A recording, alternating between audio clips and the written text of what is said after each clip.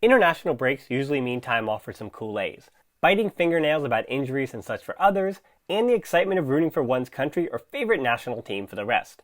But with an already congested club fixture list and little preseason for players prior to this campaign, that question that always pops up is much louder this time around. Was this international break worth it? When I count up all the positives and negatives at the end of this video, it's probably cheating that I have the looming specter of COVID as just one of the negatives. Luis Suarez is already going to miss the Atletico Barcelona match on Saturday that could decide La Liga. Yeah, I know it's early, but this is Barca's ticket back into the race, or their ticket to fighting for a Champions League spot. Barca have been extremely fortunate that only Umtiti and Pjanic have dealt with COVID so far, but that was prior to the season really getting underway. Other La Liga teams have had to navigate missing players, but most other La Liga teams aren't holding on by the skin of their teeth with a depleted squad like Barca is. One of the things that does go by the wayside when talking about the players is the passion they have for playing for their countries. Outside of the World Cup or major tournaments, we sort of forget how much it means to the likes of Lionel Messi and Frankie de Jong and Martin Braithwaite to feature for their countries, that being Argentina, the Netherlands, and Denmark if you need a refresher. That international crest is a sense of identity that player has long after they hang up their playing boots or get moved to another club in the twilight of their careers.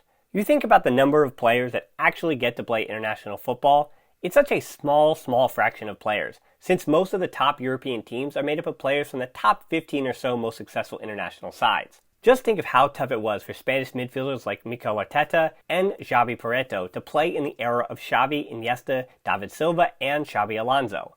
They had little to no chance at featuring for their national team, and these were fantastic players that would have worked into the 11 of so many other squads.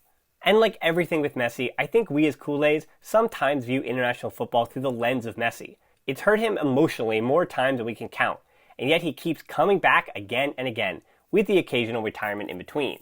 He could have played for Spain, but he chose the country that made him, where his heart is. And even though we worry about him the whole time he's gone, maybe we need to accept that this really matters to these players. The unfortunate thing for the South American players, though, in particular, which because of Coutinho and Araujo's injuries was just Messi this time, is the brutal travel. The physical strain, even on his private jet, of that kind of ocean-crossing travel hampers recovery to say the least.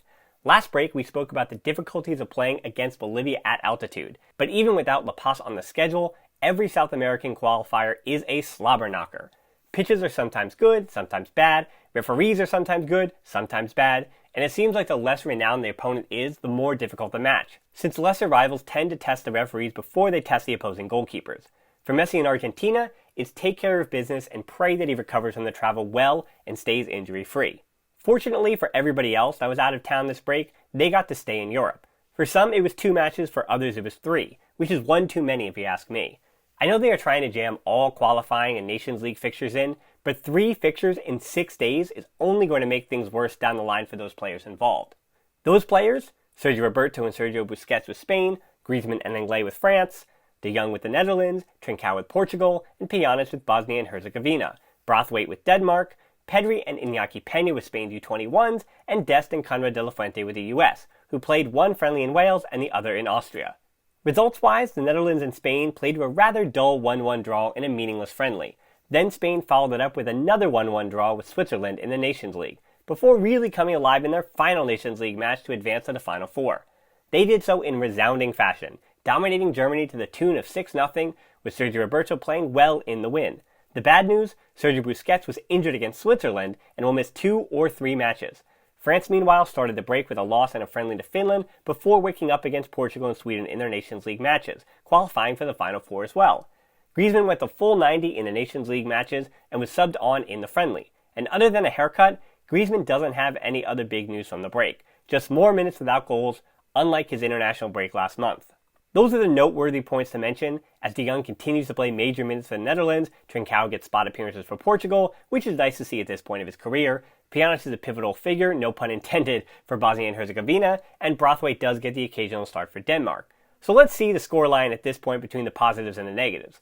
The negatives picked up points for COVID, South American travel on Messi's body, Busquets' injury, and fixture congestion. Positives include the players' passion to play for their countries, limited travel for the European-based players, and memorable moments like Spain over Germany. And even though Barca doesn't have any Scottish players, a country getting back to a major tournament for the first time in decades. So with the score 4-3 in favor of the negatives, let's end with a final positive and make this question impossible to answer. That positive is the Americans. Watching Sergiño Dest be one of the best players on the field in 2 international matches, once on the right and once on the left, is definitely great to see. He takes on so much responsibility with the US, and that does wonders for a young player's ability to express themselves at that stage.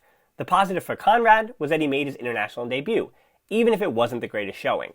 While he hasn't made an appearance for Barca yet, Konrad getting some international experience can only help his chances of contributing to the first team this season. While Konrad didn't have the best day on the left wing playing next to a false 9 in Sebastian Lletget, who had never played that position before, he was still trying to do his job with runs in behind the defense on diagonal balls. In his defense, this team had been together for 2 training sessions and, like Konrad, was full of teenagers also just stepping into the full national team. I hope to see him playing, whether with the first team or with Barca B, very soon, instead of sitting on the bench and missing Barca B matches. He has the tools, but he did look like a player that hasn't been getting enough minutes to find a good rhythm. That said, this is still a positive because he's 19 years old and made his national team debut. So I assume you knew I would do this, right? My count for was this international break worth it sits at 4-4, but any other injuries we learn about as players return, or any, and I mean any, cases of COVID, and the scale very much tips into this being a big negative. Hopefully Barca avoid all those troubles because Atletico Madrid, even without Suarez, won't be bringing any excuses themselves. And since we're getting back to regular matches again, make sure to hit that like button and subscribe to the channel so you don't miss any of our content. And as always, until next time, Forza Barca.